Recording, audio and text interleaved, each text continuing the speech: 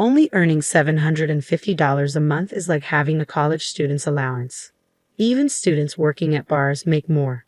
Having a low-income wife is a disgrace. Maybe you should divorce so her son can find a better wife. After all, he's the ultimate triple threat.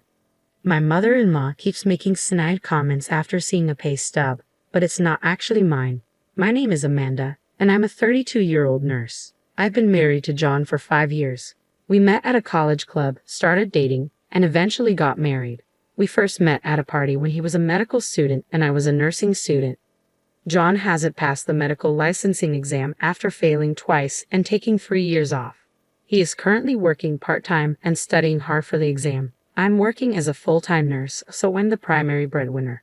John isn't the type to brag about making money in cosmetic surgery or post pictures of a $468,000 Rolls-Royce on social media. He's serious and dedicated, reading accounts of people who've lost family members to illness, checking the number of people affected by infectious diseases daily, and studying literature on Japan's healthcare system. I respect him, even though he isn't a doctor yet. He genuinely wants to become a doctor to save his patients, so I didn't abandon him despite his lack of income as he entered his 30s. He kept the fact that he wasn't a doctor yet a secret from his parents. "Sorry, my mom is too nosy," John said. "It's fine. I support you so you don't have to worry about your parents. Live your life the way you want. This is short term," I reassured him. That's why it remained a secret. The reason it wasn't discovered was that he worked at night as a security guard at the hospital where I worked, so he was technically employed there. He had knowledge and could obtain information from my stories on the job. No one suspected he wasn't a doctor yet because he could talk like one. So to the seldom seen in-laws, I said, yes, patients really like him. I believe that while cruel lies hurt people, kind lies sometimes save them. Telling a patient, "You have 3 months left and there's no chance of recovery," creates a countdown that's often worse than saying, "You look good today, and you ate a lot." That's how people are. On the other hand, my mother-in-law, who is the complete opposite of my serious and honest husband, has a very harsh personality. She's the typical overbearing mother-in-law. She looks down on me for being a mere nurse married to her son, the doctor. "There must have been so many better options," she often says, like a beautiful dermatologist.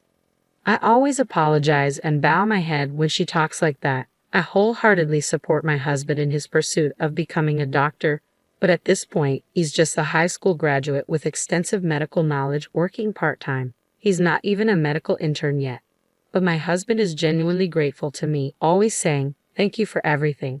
So I silently support him. In fact, I'm also very busy with work. Our combined income is barely enough to make ends meet, but it couldn't be helped.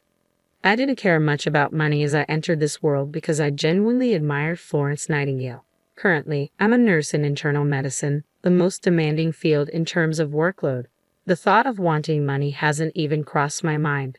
As long as we can live, eat, and stay healthy, that's enough. Isn't that ultimately what life's about?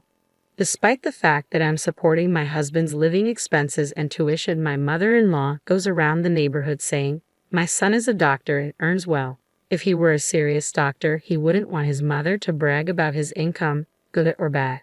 But my mother-in-law doesn't care and only talks about money, money, money. As her son, he has no choice but to silently endure it. She is completely unaware that he is actually working as a security guard in uniform at the hospital instead of walking briskly in a white coat like she brags about. Even if he were walking briskly in a white coat, it's not something to brag about and gossip about. I understand the feeling, but it should be restrained. I was worried that my husband's mental state might be affected and he might fail the medical licensing exam. He's barely hanging on to his dream of becoming a doctor. If he ends up spending his entire life as a security guard after enduring this long journey, it would be a shame. Moreover, his personality is well suited for a doctor. His only weakness seems to be his kindness. That's why my mother-in-law's speculations like claiming my son makes $373,000 a year only add more pressure on him. Knowing that's false only makes things harder for him. Once I gently voiced my disapproval. "I think it would be better for the patients if you didn't talk so much about his job because it might cause problems." After all, if you think about it from the opposite perspective, would you want to go to a doctor whose mother is constantly boasting about her son when you're sick? But my mother-in-law didn't care. "Shut up. You're just a nurse. You should be grateful that you could marry a doctor. It's luckier than winning a $3 million lottery. Money can't buy status, you nursing school graduate. She spewed such verbal abuse. Yes, I'm sorry. Thank you for allowing me to marry John. I respect him both as a doctor and as a person, so please just leave him alone, I replied. You're so annoying. We can still make him divorce you and remarry. It would be pitiful if our future grandchild inherits your low IQ blood. This is beyond harassment. It's close to a violation of human rights. But I kept quiet. Somehow, compared to saving a patient's life or my sense of mission in my work, my mother-in-law's sarcasm seemed very trivial. I didn't really take her seriously, but as those days continued, the inevitable finally happened. My in-laws live a 30-minute express train ride from our house, so we don't visit each other often. With my busy work schedule, I wasn't around them much, which is why this lie had been working. However, whether out of boredom or impatience, my mother-in-law showed up at our house unannounced. What a cramped house. Why does my pride and joy of a son have to live in such a poor-looking place? She remarked as soon as she arrived. Seeing the row of medical books, she narrowed her eyes and said, "Well, he is my son after all," and took a picture with her phone. Most of the books were for the national medical exam, and I was secretly nervous. The presence of this year's books would normally give away that he's still a student. My vital signs were in danger of betraying me, but I did my best to deceive her. Mother-in-law, I'm sorry. We're both quite busy with work, so we haven't had time to find a bigger place, especially lately. I casually urged her to go home, but she began going through my house. Hey, what's with these weird dishes? If you're a doctor, you should buy Wedgwood. Yes, I'm sorry. They're from the dollar store. What did you say? Dollar store? I'm throwing them away. No, we couldn't afford luxuries because we were spending money on my husband's textbooks and tuition, so we cut costs on things like plates that didn't affect our simple meals. As long as we can serve food on them, it's fine. For now, passing the exam is the most important thing. My husband was fortunately working as a security guard at the hospital at the time. It was a good thing he wasn't home. I didn't want to see him hurt, so I planned to get my mother-in-law to leave while he was at work. But she didn't stop rifling through our things. I'm going to throw away these clothes that look like a student's. If you're a doctor, you should buy high-end branded clothes, she declared, tossing my husband's favorite clothes into a pile. And what is this? A piece of junk watch. If you're a doctor, buy a luxury watch, she said, throwing away his smartwatch, seemingly unaware of its convenience. The belongings being discarded one after another were bought with the little money he had earned. He would have preferred to be on the wards treating patients instead of standing outside with his pride in tatters. Still, he was working hard for the sake of his dreams and for the sweat he had shed. But there was no stopping her. It's because he married a poor girl that you have a poor life, even though he's a doctor. It's a wonder you don't live in a tower mansion. Unbelievable. I was thinking of going shopping together and at least getting you to buy me a bag or something, she said. Her statement ultimately despicable. I had no choice but to point out that what my mother-in-law was expecting from my husband, student or not, was fundamentally different from how we really lived. I was a fellow medical professional. Gold digging for a doctor was out of the question. Mother-in-law, I don't mean to be forward, but he's not that extravagant.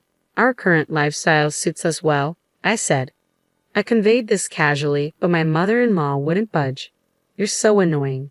Do you have any idea how hard he worked to get into medical school? We've been waiting to recoup his upbringing and tuition fees, and it's because of you that we're in this mess. Don't be ridiculous.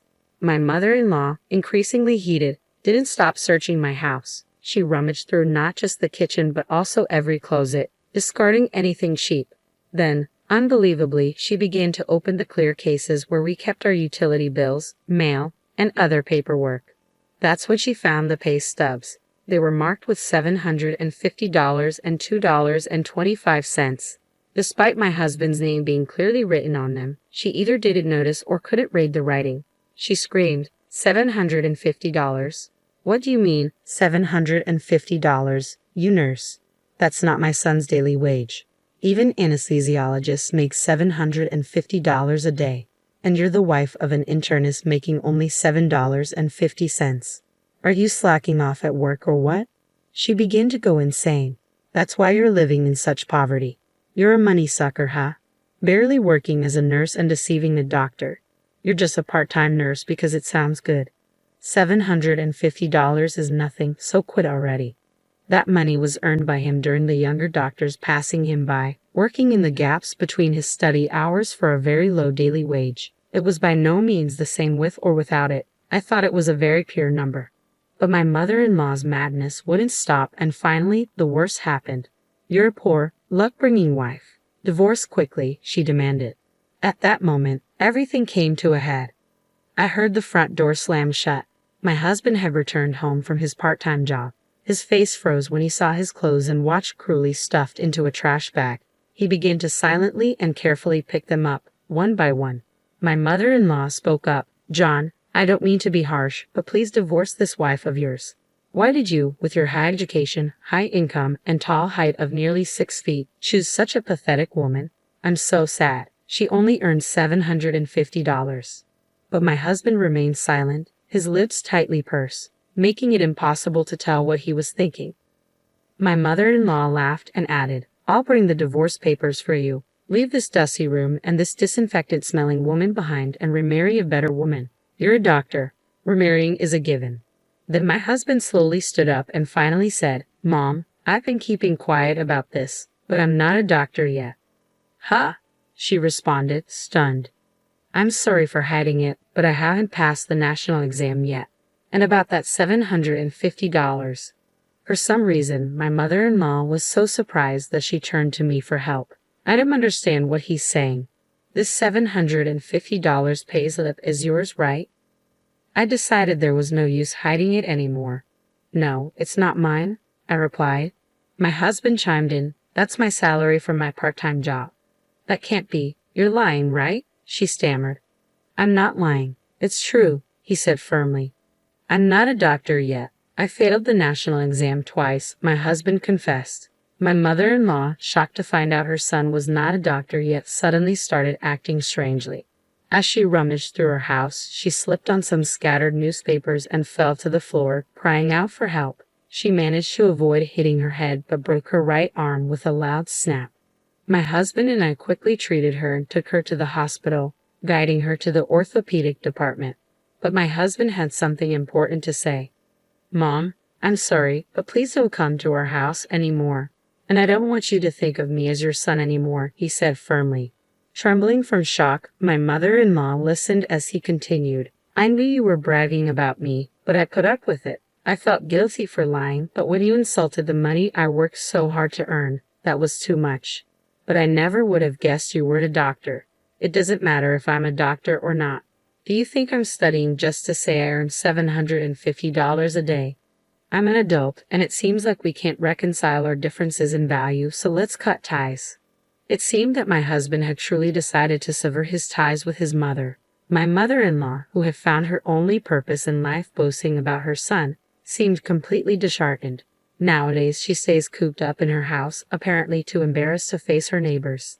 That same year, my husband successfully passed the medical licensing exam. Though he was a bit older, he started working as a newly minted resident physician and shone brightly, never forgetting to show kindness such as offering tea to the security guards. Our days became very peaceful and happy. If she had just waited a few more months, my mother-in-law's dream would have come true, and she could have seen him in his white coat. It's really a pity, but she brought it upon herself.